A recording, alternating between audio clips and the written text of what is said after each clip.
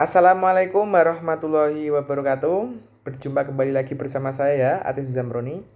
Kali ini saya akan menjawab soal ujian akhir semester mata kuliah Metodologi Penelitian Sastra yang telah disampaikan oleh Bapak Dr. Ifai Fatur Rahman melalui channel YouTube beliau yaitu Arketipum 18. Langsung saja kita jawab untuk pertanyaan yang pertama, yaitu menjelaskan perbedaan mengenai penelitian kuantitatif dan juga kualitatif, dan juga menyertakan artikel yang terkait dengan data penelitian kuantitatif dan juga kualitatif. Jawaban saya ambil dari referensi Williams pada tahun 1988. Beliau mengemukakan bahwa ada lima pandangan dasar perbedaan antara pendekatan kuantitatif dan juga kualitatif. Yang pertama bisa dilihat dari sifat realitas. Yang kedua ada interaksi antar peneliti. Yang ketiga ada posibilitas generalis. Yang keempat ada posibilitas kausal. Yang terakhir ada peran nilai. Nah, berdasarkan sifat realitasnya, pendekatan kuantitatif melihat realitas sebagai tunggal, konkret, teramati, dan dapat fragmentasi. Sedangkan kalau pendekatan kualitatif melihat realitas ganda ataupun majemuk, hasil konstruksi dalam pandangan holistik. Dari segi interaksi antar peneliti, pendekatan kuantitatif melihat sebagai independen, dualistik, bahkan mekanistik. Sebaliknya, jika itu penelitian kualitatif melihat sebagai proses interaktif. Yang ketiga ada posibilitas generalis. Pendekatan kuantitatif bebas dari ikatan konteks dan waktu, sedangkan kalau pendekatan kualitatif itu terikat konteks dan waktu. Yang keempat ada posibilitas kausal. Jika itu merupakan penelitian kuantitatif, selalu memisahkan antara sebab real temporal simultan yang mendahulunya, sebelumnya akhirnya melahirkan akibat-akibatnya. Nah, sedangkan kalau penelitian kualitatif itu mustahil jika memisahkan sebab dengan akibat, apalagi secara simultan. Yang terakhir ada peran nilai. Kalau pendekatan kualitatif melihat segala sesuatu itu bebas nilai. Sedangkan kalau kualitatif melihat segala sesuatu tidak pernah bebas nilai atau diukur dari nilai. Untuk preferensi jurnal yang terkait ataupun artikel yang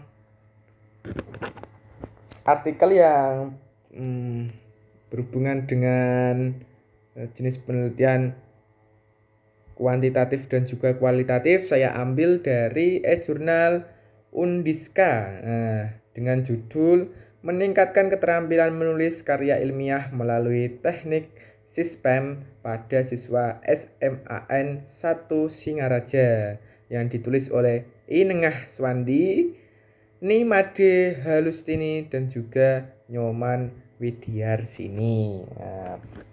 Berikut tadi adalah jawaban saya mengenai nomor 1. Selanjutnya ada pertanyaan kedua, yaitu pengertian analisis wacana kritis, teori, dan juga contoh artikel yang terkait. Untuk analisis wacana kritis merupakan media pengungkapan kekuasaan, dominasi, dan ketidaksetaraan dipraktikkan, direproduksi atau dilawan oleh teks tertulis maupun perbincangan dalam konteks sosial dan politis. Analisis ini mengambil posisi melawan arus dominasi dalam kerangka besar untuk melawan ketidaksosial. Analisis wacana kritis adalah pendekatan konstruktivis sosial yang meyakini bahwa representasi dunia bersifat linguistis, diskursif, Makna bersifat histori dan pengetahuan diciptakan melalui interaksi sosial. Model Van Dijk adalah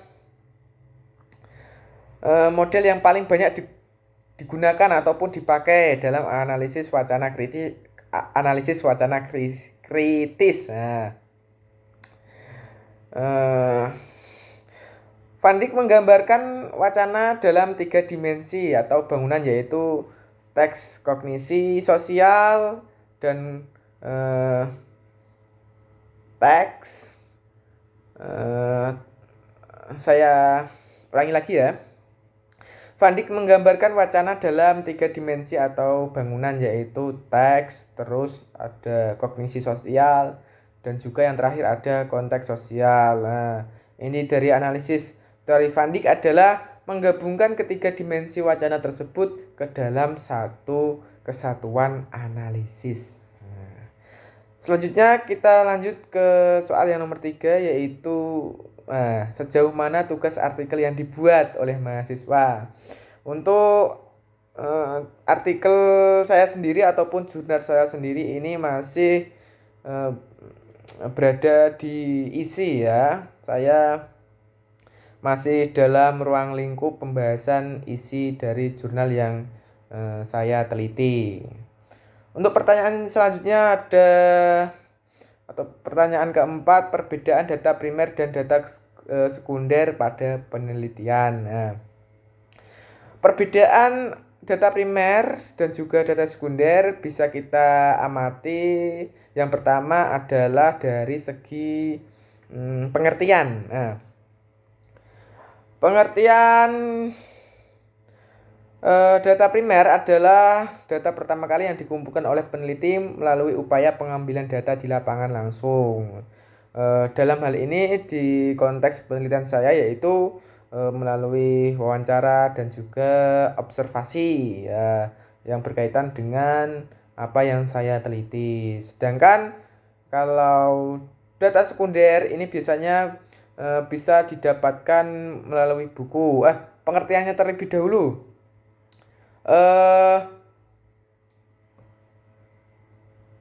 Data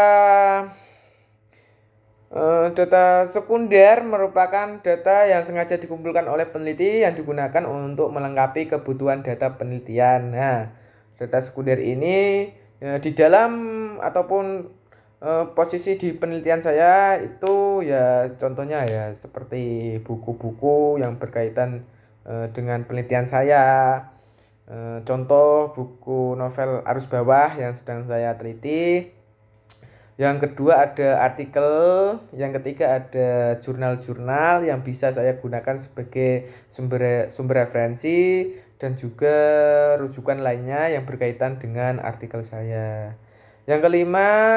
Soal yang kelima, perbedaan wawancara terstruktur dan wawancara tidak struktur. Nah, untuk wawancara terstruktur itu merupakan wawancara yang sudah dipersiapkan sebelum melakukan wawancara. Intinya, wawancara terstruktur menggunakan pedoman wawancara, sehingga daftar pertanyaan yang diberikan kepada informan tidak akan melenceng dari topik penelitian yang diangkat. Itu untuk wawancara yang terstruktur. Sedangkan kalau wawancara yang tidak terstruktur, itu wawancara dengan tidak memperhatikan panduan meski telah dibuat, sehingga dalam peran yang diberikan dalam pertanyaan untuk konteks ini lebih terasa santai. Jadi kita mewawancarai narasumber itu dengan santai, mungkin dengan ngobrol-ngobrol santai ya.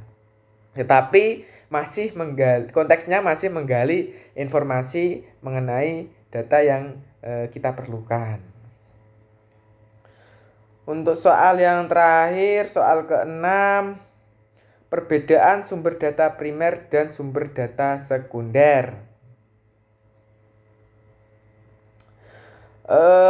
Perbedaan pada data primer dan juga data sekunder ini bisa kita ini nomor 6 sama nomor